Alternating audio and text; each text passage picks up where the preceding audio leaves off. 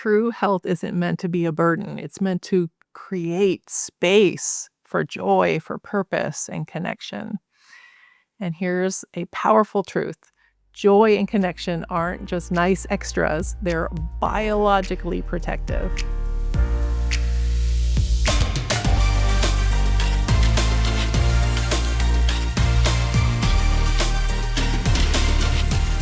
Hi, I'm Dr. Cynthia Libert, and I'm so glad you're here with me today.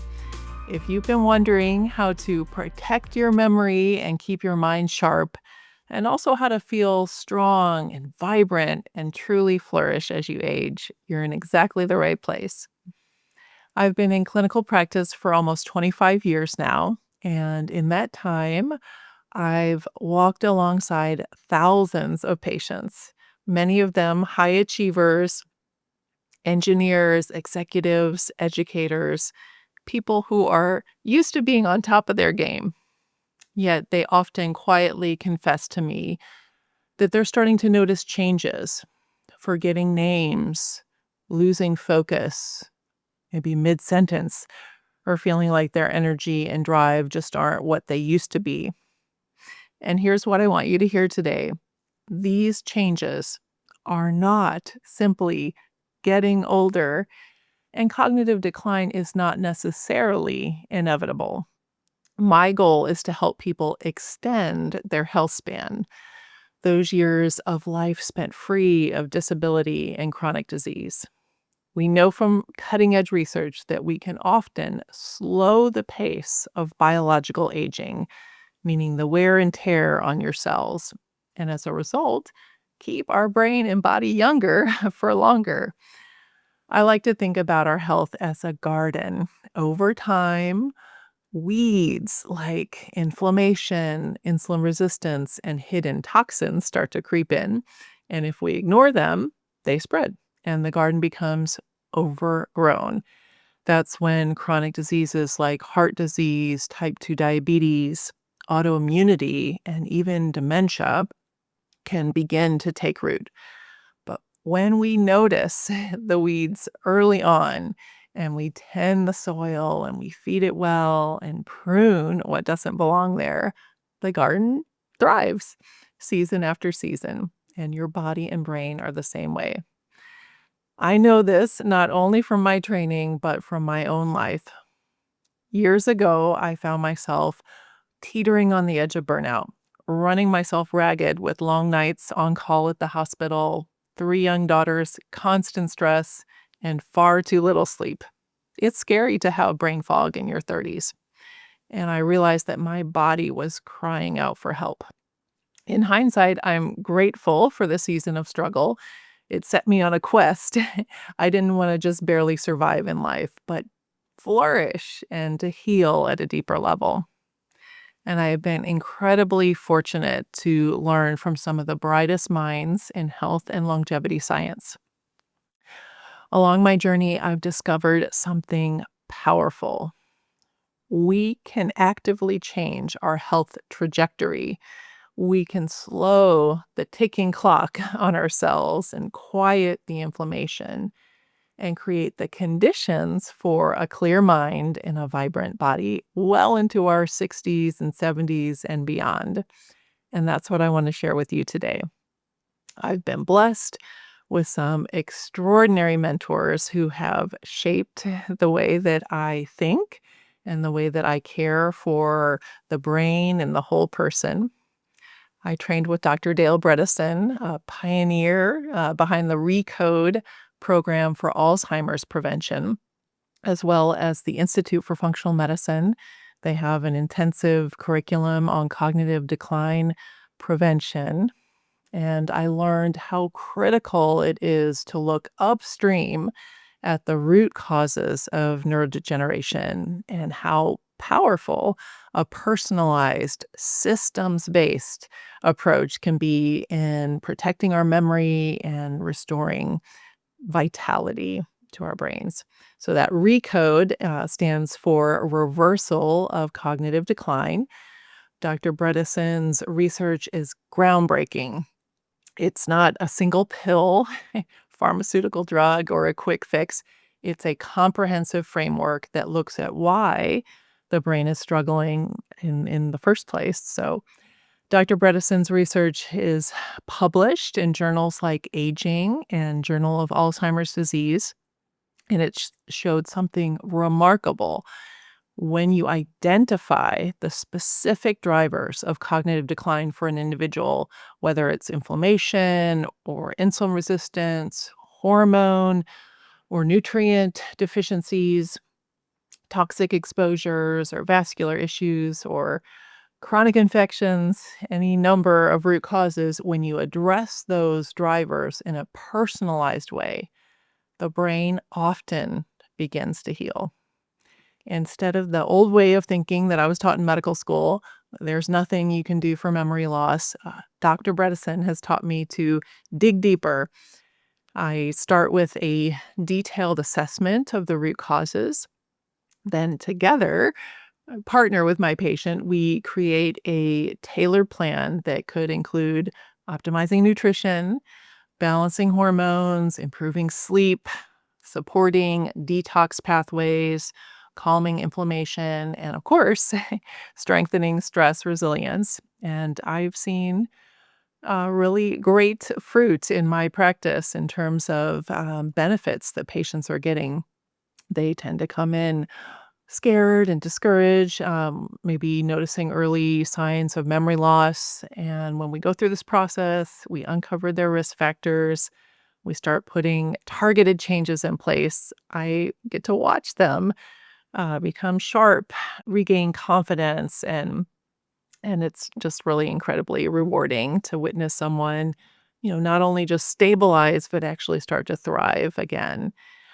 Our brains are dynamic, and when we give them the right environment, they can surprise us with their ability to recover and to flourish.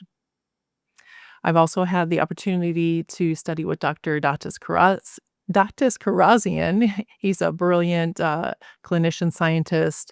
He's worked in neurodegeneration, neuroinflammation, and he's taught me how the immune system and the brain are deeply interconnected. And he's helped me to see that healing often begins with calming neuroinflammation and just supporting the body's innate ability to repair and heal itself. I've also gotten Dr. Daniel Amen's brain health certification. And most recently, I've spent 2 years in an advanced fellowship with Dr. James Greenblatt and the team at Psychiatry Redefined. We diving deep into the functional and integrative approaches to mental health. And this work has reminded me that there's always hope. There's always more that we can dig into to address root causes and balance our biochemistry and really nurture our spirit. And then healing becomes possible with that. So I'm deeply grateful for each of my mentors. Their wisdom has become a part of me. Yet over the years, I've woven their teaching together with my own more feminine perspective, my intuition, my faith, biblical insights, and of course, decades of experience walking alongside real people in the trenches of life. And what I've learned is that to truly cultivate a vibrant mind and a flourishing life, we have to address the whole person, body, mind, and spirit. And that's why I've developed my own framework to help guide people through this process in a clear and a practical way that emphasizes joy on the journey. So let me walk you through my 3 pillars of the brain and body vitality process. And I'll give you practical steps you can start today, even if you don't have access to a functional medicine doctor right now. So pillar number 1 is to uncover risk factors for cognitive decline. Pull out those weeds. The very first pillar is about uncovering what's getting in the way of your brain health or your body vitality. And in my clinic, that always begins with carefully listening to someone's story, not just the last year or two, but reaching all the way back into childhood and even preconception, because that's when many of the root causes are planted early on. Maybe there's a head injury from sports injury or old environmental toxins from a moldy home. Once we take that deep dive into someone's history, we can then move on into advanced testing and, of course, the physical exam. My philosophy is to test, don't guess. Symptoms don't give us the whole picture. Functional labs, the data we get from that, cognitive testing, and even sometimes brain imaging helps us see what's going on under the surface. Often years before anything may show up on routine basic labs. Dr. Bredesen has taught me to think about risk factors for cognitive decline in a few different subtypes.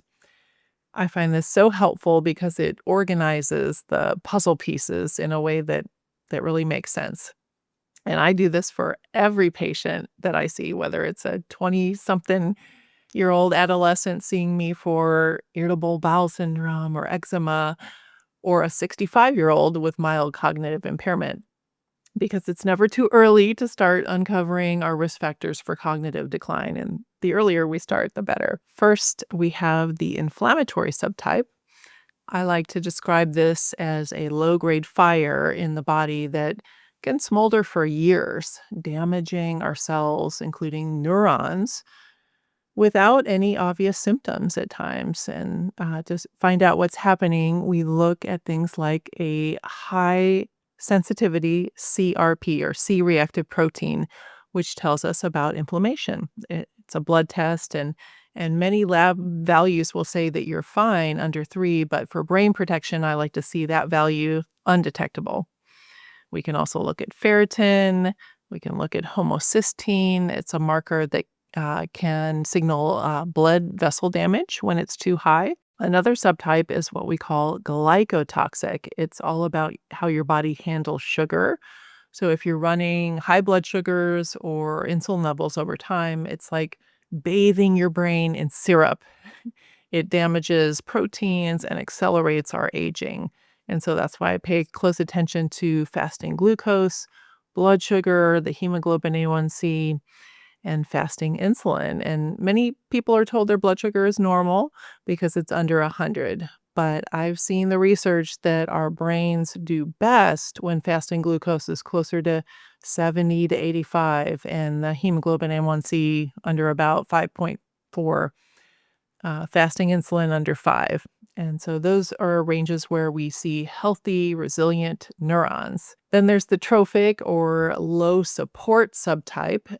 When we think of the brain as a garden, it needs sunlight, water, nutrients. And without them, things wither. So we check thyroid hormones because a sluggish thyroid can leave you foggy and just feeling exhausted. We look at sex hormones like estrogen, progesterone, testosterone, and DHEA because these are actually neuroprotective. We make sure vitamin D is in the optimal range, not just not deficient.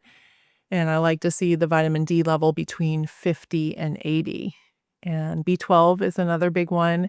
Conventional medicine says you're fine if you're over 200, but I've seen many people with symptoms, neuropsychiatric symptoms, until we get them up around 500 to 900.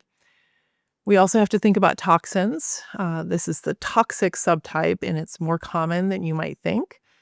Certain heavy metals like mercury and lead or mold toxins from a water-damaged building can silently interfere with our mitochondrial function and brain signaling. We have specialized tests for these, and ideally, we want those levels as low as possible, undetectable if possible. And then, of course, there's the vascular subtype. Your brain, as I've gone over in previous YouTube videos, is completely dependent on this healthy blood supply. If your vessels are inflamed or clogged or damaged, then your neurons can starve. So we look at lipids, not just whether the cholesterol is high or low, but the patterns. I want to see a high or a strong HDL in the protective range. Over 60 is great. Triglycerides under 100. I often looked at advanced markers like Lp(a) or LDL particle number because the standard lipid profile doesn't tell the whole story.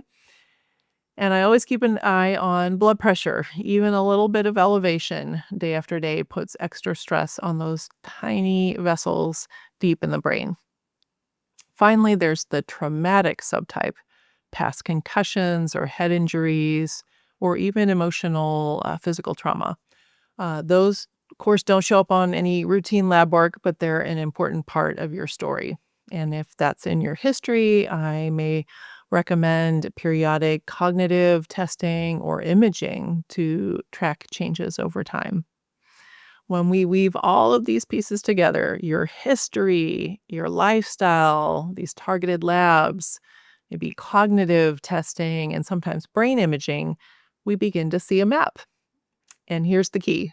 Conventional lab ranges are designed to catch overt disease, but in functional medicine, we're looking at functional ranges, narrower windows that reflect optimal health. And that's where prevention lies. So every lab test is a clue. Every story in your life is a piece of the puzzle. And when we pay attention to those details, we can create a roadmap to help you protect your brain and restore vitality. So pillar number 2 is to optimize epigenetic inputs and build brain resilience. The second pillar is all about optimization, and this is where the fun really begins, and at least I think it's fun. Let's talk about epigenetics for a moment because it's one of the most hopeful concepts in modern medicine. Imagine your DNA as the hardware of a computer. It's the basic blueprint you were born with. The part can't rewrite your genes. But layered on top of that hardware is something called epigenetics. That's like the software. It determines which genes are turned off and on and which instructions your cells will follow and how smoothly your whole system runs. So here's the incredible truth. While you can't change the hardware, you can absolutely influence the software. Every day, with every choice you make, you are sending signals to your genes. When you sit down to a nutrient-dense meal, when you step outside and feel the sun on your skin, when you protect your sleep or you take time to breathe, pray, you're literally flipping genetic switches in a direction that promotes healing and resilience. In my practice, this process of optimization often involves digging deeper, healing the gut so nutrients actually get absorbed, fine-tuning hormones, lowering toxin exposures and dealing with them, and designing a nutrition plan that aligns with someone's unique genetic makeup. But you don't have to wait for a deep dive in the clinic to begin reshaping your epigenetics. There are simple, powerful actions you can start today. Number 1, start eating the rainbow. When you fill your plate with deeply colored vegetables, leafy greens, berries, you're flooding your body with polyphenols and antioxidants that calm inflammation and signal your genes to repair your body. Number 2 is to protect your sleep like it's gold. Your brain literally cleans house while you sleep, washes away metabolic waste through our glymphatic system. And when you shortchange your sleep, those toxins accumulate. So set a bedtime and guard it fiercely like you would any important appointment. Number 3 is to move your body every single day. This isn't about perfection or performance. It's about sending movement signals to your nervous system and your muscles and your DNA. That sparks the release of BDNF, brain-derived neurotrophic factor. It's a powerful growth factor, like Miracle-Gro, that helps your brain create new connections. Whether it's brisk walking, gentle stretching, or lifting a few weights at home, in your living room, maybe while you're watching YouTube, your brain thrives on movement. And don't forget your soul. Practices like scripture, meditation, gratitude journaling, prayer, worship, singing don't just feel good. They lower cortisol and calm an overactive stress response. Over time, that creates a brain environment that's more resilient and more focused and more at peace. And so these are small actions, but they're daily epigenetic messages that shape your biology. And when you stack them together day after day, you begin to build a brain that's more adaptable, more protected, and more capable of flourishing. So, pillar number 3 is to enjoy life and strengthen your mindset and community. This third pillar might surprise you because it's not about another lab test or a nutritional supplement. It's about something far more life giving. It's learning to enjoy life again, maybe like when you were a child. I purposely chose the phrase have fun for this pillar, and that's intentional. When we're working on our health, it's easy to slip into perfectionism and fear. We start treating healthy living like a checklist. Did I eat perfectly? Did I get my 8 hours of sleep? Did I do my workout? And when health becomes another set of rigid rules, we lose sight of why we're doing this in the first place. True health isn't meant to be a burden. It's meant to create space for joy, for purpose, and connection. And here's a powerful truth. Joy and connection aren't just nice extras, they're biologically protective. Loneliness and chronic stress are some of the most significant risk factors for dementia. And on the flip side, studies show that people who nurture strong relationships and cultivate gratitude actually have a healthier brain structure, more resilience in their nervous system, and even longer health spans. Your brain quite literally thrives on joy. But I know shifting mindset and our habits, that's not always easy. And so that's where the science of behavior change comes in so prominently. So lastly, this change, it's not about overhauling your life overnight. That usually causes frustration and burnout. So instead, I encourage what we call habit stacking. It's when we link a new behavior to something you're already doing in your everyday life. Maybe when you're brewing your morning coffee, you take a moment to write down 3 things you're grateful for. Or after your evening walk, you pause to call a friend or pray with your spouse. Small actions layered onto existing routines can create a powerful ripple effect in your life over time. So let's give ourselves permission to play again, to intentionally invite joy back in. That might look like picking up a long neglected hobby like painting or gardening, or joining a Bible study group where you can learn and laugh with others, or simply scheduling regular social time and sit down dinners with friends and family where you can set aside the distractions of life and really connect. It's not frivolous, it's not selfish, it's actually medicine for your brain and your soul. Joyful connection releases oxytocin and dopamine, calming stress hormones, and it actually strengthens our neural networks that support resilience. And over time, these practices literally rewire your brain toward hope and away from fear. So as you keep walking this journey, remember this. We love and respect science, but we also honor the gift of life itself. Health is not about chasing perfection. It's about creating a life that feels rich and connected and full of joy. When you nurture your mindset and you make room for fun, you're not stepping away from your healing, you're actually stepping deeper into it. And here's the beautiful part. These 3 pillars, they don't stand alone. When you begin uncovering the root causes in pillar 1, when you optimize your biology, and when you weave joy and connection back into your days, they start to reinforce each other. This is where transformation really takes hold. It's a sweet spot where we can see slowing of cognitive decline and just flourishing really in all areas. And I want to thank you so much for taking the time to listen today. I hope you learned something. I hope that you were inspired in some small way.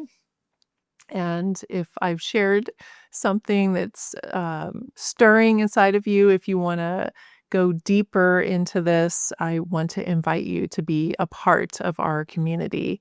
There are people on the same health journey. I want to invite you to the Rethink Aging community.